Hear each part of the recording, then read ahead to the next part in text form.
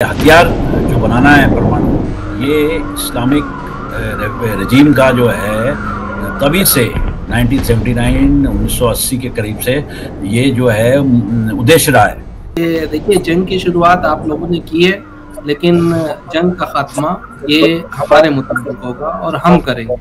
Israel जो है उसका उद्देश्य रहा है पिछले 50 साल से कि ईरान को परमाणु हथियार नहीं बनाने दिए जाए। 90% लोग उस सिस्टम के साथ खड़े हैं, अपने उस रहबर जिसको आयतुल्लाह खामनेई कहते हैं। नमस्कार, मैं राजीव रंजन, वतन के रखवाले में आपका स्वागत है। आज बात इजराइल और ईरान युद्ध की, और अब तो इस जंग में अमेरिका भी कूद चुका है। अमेरिका के B-2 बॉम्बर्स ने ईरान के 3 परमाणु ठिकानों पर बंकर बस्टर बम से हमला किया। हमले के बाद अमेरिकी राष्ट्रपति ट्रंप ने ईरान को धमकी देते हुए कहा कि अब उसे शांति कायम करनी चाहिए। अगर वह ऐसा नहीं करता है तो उस पर और बड़े हमले किए जाएंगे। लेकिन इसके बाद ईरान रुका नहीं, धमकी से डरा नहीं। उसने तो इजराइल पर ताबड़तोड़ हमले की बौछार कर दी। लग रहा है कि अब जंग का दायरा और बढ़ सकता है। चीन और रूस ने इस हमले की कड़ी निंदा की है। इस पूरे मुद्दे पर और बात करने के लिए हमारे साथ है ईरान के एक्सपर्ट हैं अशरफ जैदी और कमांडोर महेंद्र नेगी। कमांडोर नेगी, सबसे पहला मेरा आपसे सवाल है, जिस तरह से अब इस जंग में अमेरिका भी कूद पड़ा है, B-2 बॉम्बर्स के जरिए ईरान के परमाणु ठिकानों पर हमला किया है, क्या कहेंगे आप? नमस्कार। देखिए, ये मुद्दा काफी बड़ा है। ये खाली एक बॉम्बिंग और उसका नहीं है। इसके समझने के लिए ईरान की जो इस्लामिक रेवोल्यूशन या क्रांति 1979 से आया था, उसको समझना पड़ेगा कि वो सोसाइटी कैसे बनी है और किस सिस्टम में वो रजीम चल रहा है। तब से ये जो परमाणु प्रोग्राम है ईरान का, ये इस्लामिक क्रांति से पहले का प्रोग्राम है, जब रेजा शाह पल्लवी ने शांतिपूर्ण यूज, पीसफुल यूज के लिए, बिजली बनाने के लिए परमाणु कार्यक्रम स्टार्ट किया था। और ये हथियार जो बनाना है परमाणु, ये इस्लामिक रजीम का जो है तभी से 1979 1980 के करीब से ये जो है उद्देश्य रहा है। इसी के बिल्कुल विपरीत इजराइल जो है उसका उद्देश्य रहा है पिछले 50 साल से कि ईरान को परमाणु हथियार नहीं बनाने दिए जाएं। तो ये दो चीजें जो हैं, ये देशों के जो हैं विपरीत जो हैं इनके आइडियाज, आइडियोलॉजी रही है। और उसी के साथ जो है कुछ व्यक्तिगत पर्सनैलिटीज भी जो हैं आ गई हैं इस समय जो हमें दिख रहा है। तो उसमें बीबी नेतन्याहू जो इजराइल के प्रधानमंत्री हैं, ये पिछले 30 साल से ईरान के अगेंस्ट, ईरान के विपरीत इनका परमाणु प्रोग्राम रोकने के लिए कसम खाए हुए हैं। और इन्होंने जो है पब्लिक में भी कितने स्पीचेस और कितने उसमें ये सब कहा है। अब आ जाते हैं हम अमेरिका के इसमें आने की। तो अमेरिका जो है ऐसा लगता है, जो कुछ भी निकला है अमेरिका से ओपन सोर्सेज में, अमेरिका के मिलिट्री प्लानर स्पेशली ईरान में दखल देने के लिए अमेरिका के कोई ज्यादा खुश नहीं थे। और क्योंकि उनको तो पूरा जो बाद में जो उसका जो परिणाम होगा उसको संभालना है, और वो पूरे होलिस्टिक सिस्टम से पूरी तरफ से 360 डिग्री 360 डिग्री से किसी उसको देखते हैं। लेकिन पॉलिटिकल कंपल्शंस जो हैं वो अलग होते हैं। पॉलिटिकली भी जो हैं प्रेसिडेंट ट्रंप इस पे आए हैं कि हम युद्ध जो है कम करेंगे, युद्ध से बाहर निकलेंगे, हम शांति प्रेसिडेंट हैं, हम पीस प्रेसिडेंट हैं। परंतु इस समय ऐसा कुछ उसका कुछ जो है अलग ही दिख रहा है। और इजराइल की सिचुएशन ये आ गई है, ये जो सोचा गया था कि इजराइल जो है ईरान से बहुत ज्यादा शक्तिशाली है, ये सच बात है टेक्नोलॉजी की तरफ से, और युद्ध लड़ने की शक्ति में जो है बहुत आगे है। ईरान जो है, जो पहले जो उसने ईरान ने जो पूरा युद्ध लड़ा है वो खाली इराक से लड़ा है, और वो 8 साल के बाद जो है 9 साल के बाद वो स्टेलमेट था, उसमें कोई पक्ष जीता नहीं है। लेकिन ईरान जो है तब से अपने प्रॉक्सी से लड़ रहा है, और कोई ईरान की फौजों ने कोई युद्ध नहीं लड़ा है। ये बात साफ है, स्पष्ट है, ना उनको कोई युद्ध का एक्सपीरियंस है। उनका एक्सपीरियंस जो है वो अपने प्रॉक्सी से लड़ा के वो है। तो इसका मतलब आप हिजबुल्लाह को देखिए, जो शियाइट वो है, लेबनान में खड़ा किया गया था। फिर आप हमास को देखिए, जो सुन्नी मिलिशिया है लेकिन जिसको ईरान मदद कर रहा है। और आप हुतीस को देखिए, जो शियाइट अगेन मिलिशिया है। और इसमें ईरान के रेवोल्यूशनरी गार्ड के कुछ अफसर जो हैं, अफसरान, वो मिले हुए इसमें प्रेजेंट हैं, और इसके थ्रू लड़ रहा था। तो अपनी फौजों के साथ नहीं लड़ा है, केवल एक ईरान इराक लड़ा है। बिल्कुल नेगी साहब, अगर बात करें, अच्छा हमारे साथ हैं ईरान के मामलों को जानकार हैं, कई साल तेहरान में रहे हुए। क्या ईरान जो है, आपको लगता है बदला लेगा इजराइल से, अमेरिका से? उसके अंदर इतनी ताकत है अभी? बिल्कुल, देखिए ईरान के हिसाब से तो अब ये जंग की शुरुआत है। ईरान ने जंग की शुरुआत अब की है, और ईरान को बहरहाल अब छेड़ा गया है, ईरान के ऊपर हमला हुआ है। तो अब ईरान ने उसकी इस जंग को किस दिशा में जाना है वो शुरू में ही बता दिया है कि देखिए जंग की शुरुआत आप लोगों ने की है, लेकिन जंग का खात्मा ये हमारे मुताबिक होगा और हम करेंगे। ईरान कल भी सक्षम था, वो 8 साल जंग जो सद्दाम के खिलाफ ईरान ने लड़ी थी, वो भी इन्हीं यूरोपियन देशों के साथ थी। उसमें रशिया भी मदद पहुंचा रहा था सद्दाम को, यूरोप भी पहुंचा रहा था, अमेरिका भी पहुंचा रहा था। और दुनिया की वो जो ताकतें थी उस 8 साल जंग में, ईरान की मदद किसी भी तरफ से नहीं थी। सब सद्दाम के साथ खड़ी हुई थी ताकि उस निजाम को, जो वहां रेवोल्यूशन आया था, उसको उखाड़ के फेंके। ये इस रेवोल्यूशन के खिलाफ है क्यों? ये वेस्टर्न पावर्स और ये अमेरिका की जो हेजमनी है, अमेरिका की जो ताकत है, अमेरिका की जो ये प्रॉक्सी है इसराइल जिसे कहते हैं इस रीजन के अंदर, आखिर ईरान के खिलाफ क्यों है ये? देखिए मैं इसको आपको समझाता हूँ सही से, और अपने सुनने वालों को, देखने वालों को बताना चाहता हूँ कि सिर्फ एटॉमिक पावर बनने का मसला ईरान के नहीं है। पिछले 47 साल के अंदर ईरान के खिलाफ बहुत ज्यादा कार्रवाइयां हुई हैं, बहुत ज्यादा इस तरह के तांडव हुए हैं कि वहां के अंदर ईरान के उस सिस्टम को बदला जाए जो आयतुल्ला इमाम खुमैनी ने कायम किया था। ईरान के अंदर एक सिस्टम था, रेवोल्यूशन आया, वहां के लोगों ने एक इस्लामी हुकूमत बनाई, और उस इस्लामी हुकूमत के अंदर उन्होंने वेस्ट की पॉलिसी को नकार दिया। उन्होंने कहा कि हम जो हैं वो जो वेस्ट है उसके तहत नहीं रहेंगे। हम लोग IMF से कर्जा नहीं लेंगे, हम लोग जो वर्ल्ड बैंक है उससे कर्जा नहीं लेंगे, IMF की पॉलिसीज पे हम नहीं चलेंगे, हम जो है अपना देश खुद बनाएंगे, और इसमें चाहे हमें कितना भी समय लग जाए।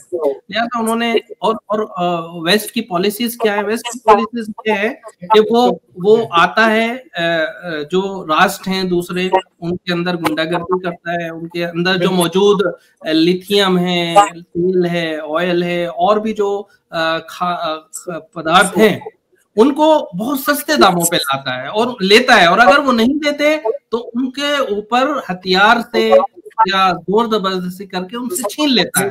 ये पॉलिसी वेस्ट की रही है। मैं अपना इसको कंप्लीट कर दूं, ईरान ने क्या किया? ईरान ने उसी पॉलिसी पे अमल किया, उसने उससे झुकने से मना कर दिया, और उसकी पॉलिसी के तहत जाने से मना करते हुए अपने यहाँ अपने दम पर दवाइयां बनाई, उसने बैलिस्टिक मिसाइल्स बनाई, उसने ड्रोन इंडस्ट्री बहुत बड़े लेवल पे बनाई, दुनिया को उसने अचंभे में डाला। और इसी तरह उसने एक मॉडल पेश किया ईरान ने, जो मॉडल था अमेरिका की हेजमनी के खिलाफ, जो मॉडल यानी वैचारिक मॉडल, जिस मॉडल से अमेरिका डरता है, जिस मॉडल से इसराइल आज डर रहा है, और असल उस वैचारिक लड़ाई में इसराइल और अमेरिका उस वैचारिक मॉडल को ध्वस्त करना चाहते हैं, ना कि एटम बम को। इसीलिए ये जो विचार था जो ईरान ने पेश किया 1979 में, उस विचार ने क्या किया? जो एरिया की, रीजन की, वेस्ट एशिया की दबी कुचली कौमें थी, दबी कुचली लोग थे, उनको हौसला दिया, उनको अपने पैरों पे खड़ा करने की एक आइडियोलॉजी दी। इसी वजह से ईरान ने सिर्फ खुद ही तरक्की नहीं की, खुद ही बैलिस्टिक मिसाइल नहीं बनाई, बल्कि उस बैलिस्टिक मिसाइल को, उस ड्रोन इंडस्ट्री को इन दबी कुचली कौमों को भी दिया। और इसी वजह से हिजबुल्लाह वजूद में आई, अपने हक की लड़ाई लड़ी। ईरान ने इवन फिलिस्तीन की दबी कुचली कौम को भी लड़ना सिखाया। ये वजह है जिसकी वजह से अमेरिका वेस्ट मिलके ईरान को तहस नहस करना चाहते हैं। लेकिन ये शुरुआत है, अभी उन्होंने मिस कैलकुलेशन किया है। अब ईरान की शक्ति का अब आने वाले जमाने में, आने वाले दिन बताएंगे कि ईरान की शक्ति है क्या। देखिए, लेकिन यह भी समझना पड़ेगा और मानना पड़ेगा कम से कम कि 8-10 साल आप इराक से लड़ाई लड़ते। ईरान की अगर बात करूं, उसके ऊपर कई सारे सैंक्शन लगे हुए, कई पाबंदी लगी हुई, उसके बावजूद इजराइल को जिस तरह से शुरुआती सफलता मिली, उसके बाद तो कई जगहों पर बात करें, तेल अवीव की बात करें, हाइफा की बात करें, तो हर जगह तबाही का मंजर दिख रहा है। जिस तरह का विजुअल जो नजर आ रहा है, इजरायली लोग भी अपने घर छोड़ के भाग रहे हैं। कम से कम 10,000 लोग घर छोड़ के बाहर जा रहे हैं। उनके अंदर भी डर और एक समा हुआ लोग इजरायली लोग दिख रहे हैं। वो देखिए, मैं कुछ चीजों में सहमत हूं हमारे काबिल दोस्त से, लेकिन as a neutral military professional और as a scholar of strategic thought मैं कुछ चीजों से नहीं सहमत हूं। देखिए, ऐसा है, ईरान जो है एक डिक्टेटरशिप है। ये इस्लामिक क्रांति जिसको हम कह रहे हैं ईरान की में, आप ये सोचिए कि ईरान में हमास के लीडर ईरान के गेस्ट हैं और हाई सिक्योरिटी उसमें रह रहे हैं, और फिर उनका कत्ल हो जाता है। तो और अभी जो जितने लीडरशिप को किया है, इसका यही मतलब है कि ईरान में दो चीजें हैं। एक तो करप्शन बहुत हाई है, जो आदमी खरीदे जा सकते हैं, और दूसरा यह है कि ईरान में जो है डिससेटिस्फैक्शन है। ईरान में लोग नाखुश हैं, जो खुद डिक्टेटरशिप में कुचले जा रहे हैं, दबाए जा रहे हैं। वही जो है इजराइल की। मेरे को कंप्लीट करने दीजिए थोड़ा सा। ये मुद्दा जो है इतना ब्लैक एंड व्हाइट नहीं है, ये मुद्दा जो है शेड्स ऑफ ग्रे है। इसमें जो है दोनों चीजें, कई चीजें हैं इसमें जो है। इस वजह से जो है इजराइल को एग्जैक्ट इंफॉर्मेशन उस आदमी का कौन से कमरे में सो रहा है और क्या है, इसी तरह से उन्होंने दनादन जो है उनको डिकैपिटेशन जिसे अंग्रेजी में कहते हैं, जो सिर से जो उसकी जो रजीम का सिर है वो काट डाला है। इनके रेवोल्यूशनरी गार्ड के कमांडर्स को, मिलिट्री प्लानर्स को, न्यूक्लियर साइंटिस्ट को। और ये इसी वजह से हुआ है क्योंकि अंदर से लोग जो हैं वो इंफॉर्मेशन दे रहे हैं, इतनी बेतहाशा तंग से दे रहे हैं। लेकिन अभी हम बात कर रहे हैं, सवाल उठा रहे हैं कि जो ईरान की जो ताकत है, जिस तरह से जवाब दे रहा है इजराइल को, सर उसको लेके क्या कहेंगे सर आप सर? जी हाँ, बिल्कुल सही। मैं इस बात से सहमत हूं कि ईरान को 1979 से सैंक्शंस लगी हुई हैं। ईरान फिर जब ईरान इराक वॉर खत्म हुई, क्योंकि इराक में बातिस पार्टी थी जो मार्क्सिस्ट थी और उसको रशिया सपोर्ट कर रहा था, जब वो खत्म हुई तो ईरान ने अपना रुख रूस की तरफ मोड़ा। और जब सोवियत यूनियन खत्म हुआ 90s में, और रूस को अब रूस का जो साइज है वो काफी कम हो गया था और उसकी शक्ति भी कम हो गई थी, तो ईरान ने रूस की तरफ अपना मुख मोड़ा। और रूस को भी चाहिए था कुछ लोग। और आप ज्योग्राफी देखिए, आप पॉलिटिक्स बदल सकते हैं, लीडर बदल सकते हैं, लेकिन आप ज्योग्राफी नहीं बदल सकते हैं। ज्योग्राफी जो है, जियोपॉलिटिक्स में ज्योग्राफी पहले आता है और शब्द में पॉलिटिक्स बाद में आता है, और ज्योग्राफी से ही पॉलिटिक्स फ्लो करती है जियोपॉलिटिक्स में। आप ये सोचिए कि 25% तेल जो है खाड़ी से आता है पर्शियन गल्फ से, और ये नहीं है कि ईरान प्रोड्यूस कर रहा है, बट बाकी देश भी प्रोड्यूस कर रहे हैं। सर ईरान जिस तरह से पलटवार कर रहा है इजराइल पर, उस पर लेकर आप क्या कहेंगे? तो आप यही तो देखिए ना कि ईरान जो है तेल के माध्यम से टिका हुआ है, क्योंकि ईरान के पास तेल का काफी बड़ा भंडार है और ईरान वो तेल बेच रहा। हमारा देश भी ईरान से तेल खरीद रहा था, ईरान तेल बेच रहा था। ऑयल मनी जो है उसके बूते पे ईरान ने रूस के साथ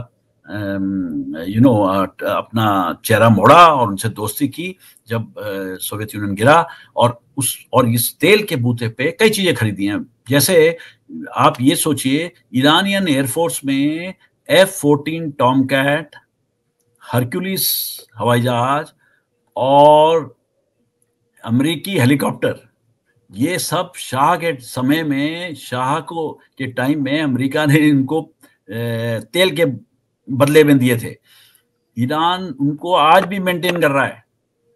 इतने पुराने जहाज हैं जो कहीं नहीं चल रहे हैं, उनको ईरान मेंटेन कर रहा है। कुछ ईरानियन बहुत कामिल लोग हैं, ईरानी जो हैं, जो मेरी इंटरेक्शन रहा है उनसे, मिलिट्री उसमें भी और स्ट्रेटेजिक थिंकर से भी, काफी काबिल, बहुत ही दिमाग वाले लोग हैं और बहुत ग्लोरियस पास रहा है प्री इस्लामिक ईरान का। Cyrus the Great, Darius the Great, इतना बड़ा एम्पायर था, ग्रीको रोमन, उन्होंने ही टक्कर दी थी। लेकिन और ईरानियन ये समझते हैं कि ये प्री इस्लामिक था और जब इस्लाम आया तब ये सब खत्म किया, नष्ट किया, लेकिन फिर भी उनको बहुत प्राइड है अपने पास्ट और इसमें बड़े प्राइड, वो बहुत ही जो हैं, आई वुड से कि काफी इट्स अ प्राउड नेशन। बहुत कौम ऐसी है जो अपने पे गर्व करती है, अपने पास्ट पे गर्व करती है, अपनी हिस्ट्री पे गर्व करती है। तो उन्होंने जो है कुछ अपने अक्ल से ये सब बनाया है, कुछ पैसे देके नीचे के रास्ते से, दूसरे रास्तों से अक्वायर किया है। और न्यूक्लियर उसमें उन्होंने पाकिस्तान AQ खान लैब से पैसे देके सेंट्रीफ्यूज की टेक्नोलॉजी वहां से ली है। तो साम दाम दंड भेद से उन्होंने अपना देश चलाया है, और क्योंकि तेल था तो पैसे की कमी नहीं थी, तो वो इस बूते पे ईरान चलता रहा है। लेकिन ये सब बावजूद ये कहना कि ईरान का इस्लामिक क्रांति जो है वो एक गार्डन ऑफ ईडन है या बहुत ही वो है, बिल्कुल गलत है, होगा। अगर नहीं तो अगर ये ऐसा होता तो ईरान के जो लीडर्स हैं, लीडरान जिनको क्रिटिकल लीडर जो हैं, ये रेवोल्यूशनरी गार्ड का कमांडर, और उनको इजराइल खत्म नहीं कर पाता। परंतु इजराइल ये सब होते हुए भी इन्होंने ये केटर नहीं किया है कि ईरान की शक्ति, किसी भी देश की लड़ाई लड़ने की शक्ति खाली टेक्नोलॉजी और असला से नहीं होती है। उसके पीछे विल ऑफ द पीपल, जो पब्लिक है, जो जनता है उस देश की, वो उसका जो दृढ़ निश्चय है, वो शक्ति देता है सशस्त्र सेनाओं को लड़ने के लिए। और ये जो है इन्होंने केटर नहीं किया, इसी वजह से। जी निकी साहब, सॉरी साहब, आपको क्या लगता है कि ईरान की जनता उतनी मजबूत है कि जिस तरह से हमले उस पर हो रहे हैं, उस हमले को झेल सके? जो मेरी जानकारी में है कि ईरान में एक सिस्टम काम करता है, अगर किसी भी तरह अमेरिका अगर खमेनी को मार भी देता है तो ईरान खत्म नहीं हो जाएगा और बल्कि मजबूती से निकलेगा, ऐसा मैं कहीं पढ़ रहा था। तो क्या ईरान की क्या व्यवस्था क्या है वहां पर, बात करें? देखिए, जनता क्या मिजाज मूड, वही मैं समझाना चाहता हूँ। ईरान के ऊपर जब से क्रांति आई, ये सेक्शन, ये सब इस तरह का जो प्रेशर है वो इसीलिए किया गया कि वहां की जनता उस सिस्टम को मानने से इनकार कर दे। लेकिन जो मैंने देखा, मैं 15 साल वहां रहा, मैंने देखा वहां की जनता 90% लोग उस सिस्टम के साथ खड़े हैं, अपने उस रहबर जिसको आयतुल्लाह खामनेई कहते हैं उसको मानते हैं। और वेस्ट, अमेरिका, इस्राइल और सऊदी जैसे देश मिलकर जो एक अलाइंस है इस पूरे क्षेत्र में, उन्होंने बहुत कोशिश की। अटेम्प्ट टू रजीम चेंज के बहुत मरतबा कोशिशें हुई, कभी वो पर्दे के नाम पर, हिजाब के नाम पर हुई, कभी किसी नाम पर हुई, लेकिन वहां की जो जनता है वो हमेशा अपने सिस्टम के साथ, अपने रहबर के साथ, अपने सुप्रीम लीडर के साथ खड़ी रही। इतनी कमिटमेंट जनता की अपने उस होने वाले मिनिस्टर्स और होने वाले राष्ट्रपति के साथ नहीं होती जितनी कमिटमेंट वहां के सुप्रीम लीडर के साथ है। वही बता रहा हूं। और किसी भी कंट्री के अंदर जिसका इतना बड़ा इतिहास रहा हो, जो इतनी बड़ी कंट्री हो, इसराइल एक छोटा सा शहर है ईरान का, इस तरह समझ सकते हैं आप, एक छोटा सा शहर जैसा है। उसका कोई मुआवजा, कोई मुकाबला ईरान से नहीं किया जा सकता। अब जब वो रहबर और जब वो लीडर अपनी कौम को सेक्शन के बावजूद 47 साल उस सिस्टम के साथ रख सकता है, और अब उसके ऊपर बाहर से हमला हुआ है, ये मेजर साहब बताएंगे कि ईरानी कौम जो है, ईरानी कमांडो साहब बताएंगे, ईरानी कौम जो है वो नेशनलिज्म में बहुत सोच मतलब बहुत उसके अंदर नेशनलिज्म की भावनाएं पाई जाती है। जब से इसराइल ने हमला उनके ऊपर किया है, वो 10% वाला सेक्शन, उसके अंदर क्रिश्चियन भी हैं, उसके अंदर पारसी भी हैं, उसके अंदर खुद यहूदी ज्यूस भी रहते हैं। ईरान में बहुत सारे कम्युनिटीज रहती हैं, ईरान के अंदर सुन्नी शिया सब रहते हैं। तो वो जो 10 से 15% या 10 से 8% वाला सेक्शन है, वो भी अपनी नेशनलिज्म की वजह से सिस्टम के साथ खड़ा हुआ है और वो मांग कर रहा है कि अब इस हमले का बदला लीजिए, हम तैयार हैं। और ईरान को जितना एक्सपीरियंस वॉर के मैदान में 8 साल, ईरान के पास उस वक्त कुछ नहीं था। ईरान के पास बनाने के लिए जो सिर्फ वो तार होते हैं जिससे एरिया को घेर दिया जाता है जंगों के दरमियान, वो तक मौजूद नहीं थे। और सद्दाम के पास हवाई फोर्सेस थी, सद्दाम के पास टैंक थे, सद्दाम के पास नए और असले थे। जिस कौम ने 8 साल बगैर किसी असलहे के, जदीद असलहे के मुकाबला किया हो वेस्ट का, ईस्ट का, तो वो कौम जिसने 40-45 साल में इतनी तरक्की की हो, ड्रोन इंडस्ट्री, ड्रोन की जरूरत, रशिया को ड्रोन देता है ईरान। ईरान के मिसाइल तेल अवीव से वालों से पूछिए कि कितनी तबाही मचा रहे हैं। तो ये आज वो ईरान जो 45 साल पहले था, वो ईरान नहीं है। ये ईरान वो है जिसने अपनी मॉडल के ऊपर, अपने वैचारिक मॉडल के ऊपर दुनिया को हैरान किया। और लड़ाई भी इसी बात की है कि ईरान को वो तमाम तर असलहे जो वो अपनी इल्मी सलाहियतों की वजह से हासिल कर रहा है, उनसे रोका जाए। असल लड़ाई ये है।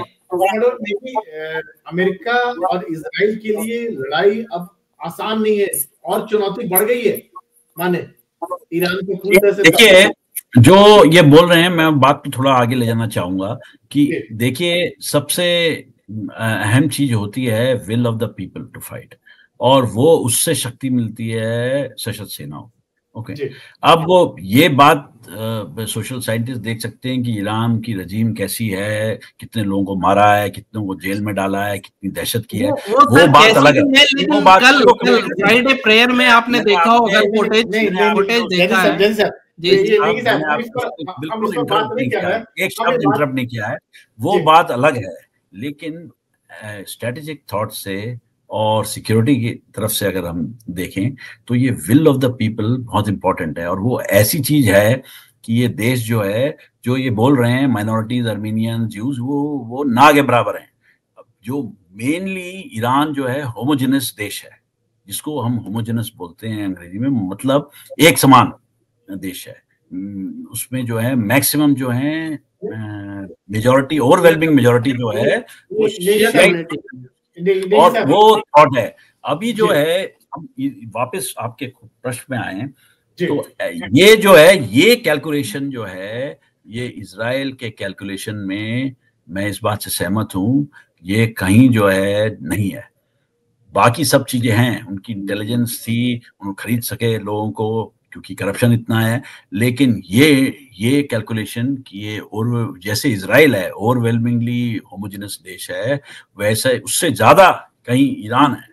और ये कमिटमेंट जो है, दूसरी चीज जो है, आप ये सोचिए कि जिस देश ने इतनी सैंक्शंस के बाद भी, बावजूद भी, साम दाम दंड भेंट से टेक्नोलॉजी जो एक्वायर की है और ये बना रखा है, अब इसमें कुछ चीजें हैं जो इन्होंने कैलकुलेट नहीं किए हैं। फॉर एग्जाम्पल, अगर हम उदाहरण के तौर पे देखें, इजराइल के पास जो आयरन डोम है, बहुत फेमस आयरन डोम है, बहुत मशहूर है, वो एरो मिसाइल और कुछ और मिसाइल और कुछ रेडार्स के पीस पे है।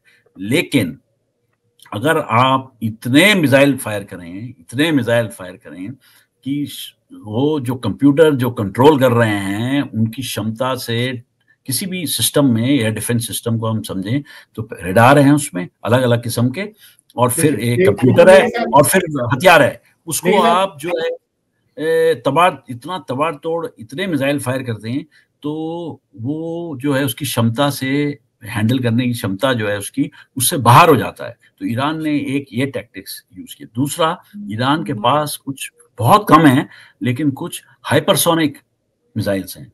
हाइपरसोनिक उसे कहते हैं जो 5 मार्क से ऊपर की स्पीड पे चले, यानी कि जो है ध्वनि की जो गति है उससे 5 गुना से ज्यादा चले। ये करीब 8-10 गुना चलने वाले मिसाइल हैं।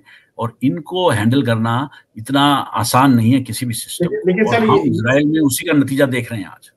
सर एक चीज में यह भी जोड़ सकते हैं कि अगर ईरान अगर ये मिसाइल फायर करता है तो इसे रोक पाना इजराइल के बस की बात नहीं है।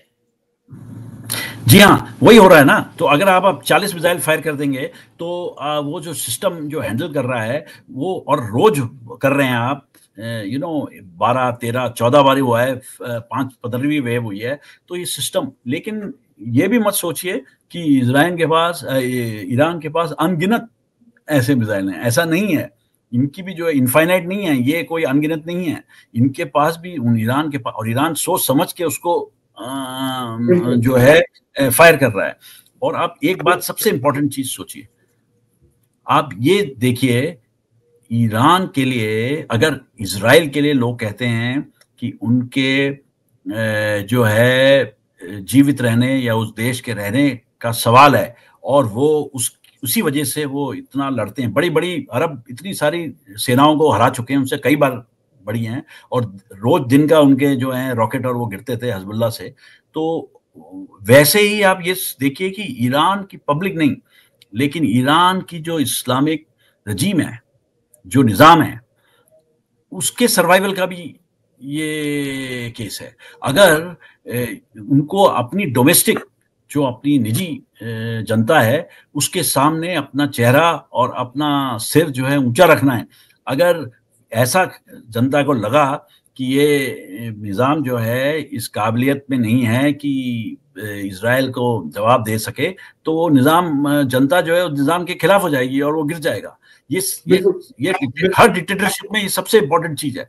तो जैदी साहब, जी बिल्कुल, तो जैदी साहब क्या लगता है कि ईरान पलटवार करेगा अपनी जो डोमेस्टिक रिजीम है उसको एड्रेस करने के लिए, या फिर ट्रम्प की बात मानकर शांति के लिए, बातचीत के लिए तैयार हो जाएगा?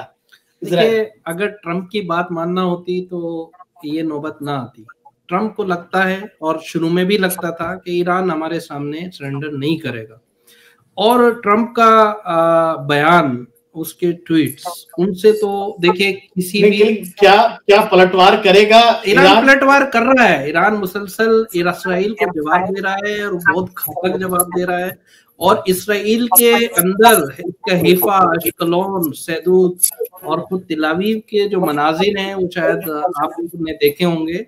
उससे आप आइडिया लगा सकते हैं कि आइंदा आने वाले जो दिन है वो कितने क्रूशियल है अमेरिका की बेसिस के लिए। वो बेसिस जो इन कंट्री, जो अरब कंट्रीज हैं, इनमें वहां पे हमला करेगा अमेरिका ठिकाने। उसने आज ईरान के जो वजीर खर्जा है, ईरान के जो फॉरेन मिनिस्टर है, उन्होंने साफ कहा है कि अमेरिका ने ये काम कर, वो दूसरी बहस है कि उसने नतंज, इस्फहान और उस फर्डो की जो बेसिस थी, यूरेनियम की जो एनरिचमेंट थी, उनको कितना रोक पाया, कितना नहीं। ईरान की तरफ से यह है कि उसने बोला ज्यादा है लेकिन कर कुछ नहीं पाया है। और जहां हुआ है वो, हम जो हाईली रिच यूरेनियम था उसको हम वहां से पास कर चुके थे। अभी उसके फुटेज भी सैटेलाइट के जरिए जो फुटेज लिए गए वो भी आ गए। तो ये तो अलग बहस है। लेकिन अमेरिका ने इस जंग में अपनी हिस्सेदारी कायम करके, अपनी हिस्सेदारी डालकर, अपने तमाम तर बेसिस को खतरे में डाल दिया है जो मिडिल ईस्ट के अंदर है। और मैं समझता हूँ ईरान का पहले से ये प्लान है, पिछले 47 साल से ईरान ने ये कोशिश की है कि अमेरिका को वेस्ट एशिया को छोड़ देना चाहिए।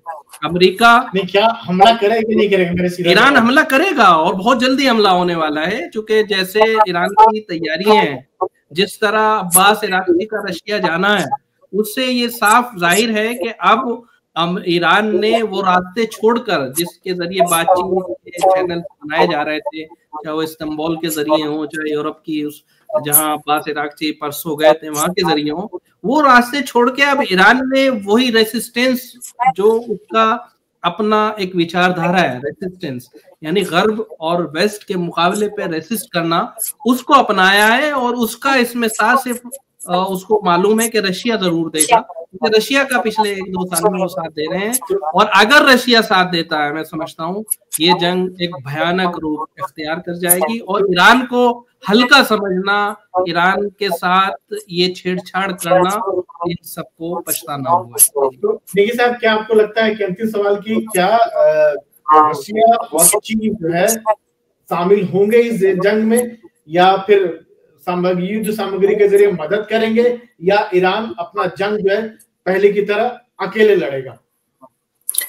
देखिए, ऐसा है कि इस समय दुनिया में सबसे शक्तिशाली, और शक्तिशाली नहीं, कई गुना शक्तिशाली जो देश है वो केवल अमेरिका है और कोई नहीं है। ये बात जो है रूस भी समझता है।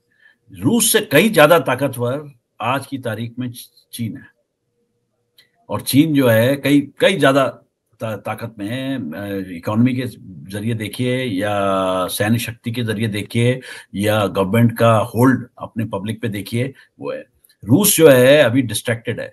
रूस के पास यूक्रेन की युद्ध चल रहा है। रूस यूक्रेन का युद्ध नहीं जीत पाया है। काफी कुछ गेन्स किए हैं, लेकिन पूर्ण रूप से नहीं जीत पाया है, उसको खत्म नहीं कर पा रहा है रूस। दूसरी बात यह है, चीन आया। आप देखिए, चीन शक्तिशाली है आर्थिक रूप से भी और सैन्य रूप से, लेकिन इतने साल मैंने चीन की जो स्टडी की है, चीन आखिरी युद्ध कब लड़ा है? वियतनाम के साथ। और कब लड़ा है? 80 के दशक में। और उसका परिणाम क्या रहा है? चीन को अपने मुंह की खानी पड़ी थी। वियतनाम ने जो है चीन को बढ़िया ढंग से हराया था। तो चीन जो है, और चीन भी ईरान जैसा ही डिक्टेटरशिप है। उसको भी अपने पब्लिक के सामने बड़ा डर है। उसने गलवान के टाइम में, आपने देखा होगा, अपनी कैजुअलिटीज डिक्लेयर नहीं की, फिर धीरे धीरे करके 4 की डिक्लेयर, क्योंकि ये जो शक्ति है सोसाइटी की, समाज की शक्ति बर्दाश्त करने की चोट को, वो बहुत कम है। लेकिन अब आगे क्या देख रहे हैं आप? तो मैं ये देख रहा हूं कि चीन और रूस जो है, ये आर्थिक या सैंक्शंस के विरोध काले रूट से जो है उससे मदद कर सकते हैं थोड़ी बहुत। रूस तो कर ही नहीं सकता है, रूस की हालत बहुत खराब है, अभी बहुत वो जूझा हुआ है वहाँ यूक्रेन में, बट चीन कर सकता है और वो दूसरे रास्ते से कर सकता है। बट इससे ज्यादा, और यूनाइटेड नेशंस में रेजोल्यूशन से ज्यादा नहीं होगा। ना रूस ना चीन अपना एक जहाज, अपने कॉम्बैट फोर्सेस, अपने ग्राउंड ट्रूप्स तो छोड़ ही दीजिए आप, अपने नेवी के ट्रूप्स या एयरफोर्स के ट्रूप्स इसमें शामिल नहीं करेगा।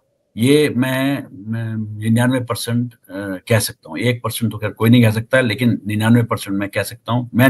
मुझे नहीं दिख रहा है इनका शामिल होना। ये आवाज बनाएंगे, हल्ला मचाएंगे, यूनाइटेड नेशन में वो करेंगे, पीछे के रास्ते से कुछ मदद कर सकते हैं, इससे ज्यादा कुछ नहीं होगा। रही बात ईरान की, ये जो है, ये सब सही है कि ईरान जो है, ईरान रिलीजियसली जो है एक वेल्डेड सोसाइटी है, एक होमोजेनस सोसाइटी है। लेकिन ये कहना कि ईरान जो है अमेरिका को सबक सिखाएगा और या हम तो डूबे हैं सनम, आपको भी लेके डूबेंगे, ये थोड़ा ज्यादा अतिशयोक्ति होगा। क्योंकि पहुंचाएगा, जरूर क्षति पहुंचाएगा, ऐसा नहीं है कि नहीं पहुंचाएगा, लेकिन वो अमेरिका के मुकाबले जो जवाब आएगा, ईरान जो है नष्ट हो जाएगा। अमेरिका के पास इतनी जी। चलिए, आप दोनों मेहमानों को बहुत बहुत धन्यवाद। उम्मीद करें कि जंग खत्म हो और दोनों खुश रहें, कुछ ऐसा रास्ता निकले, दोनों अपने जो जनता है उसको संतुष्ट कर सके। धन्यवाद सर आप दोनों का। धन्यवाद, बहुत बहुत धन्यवाद।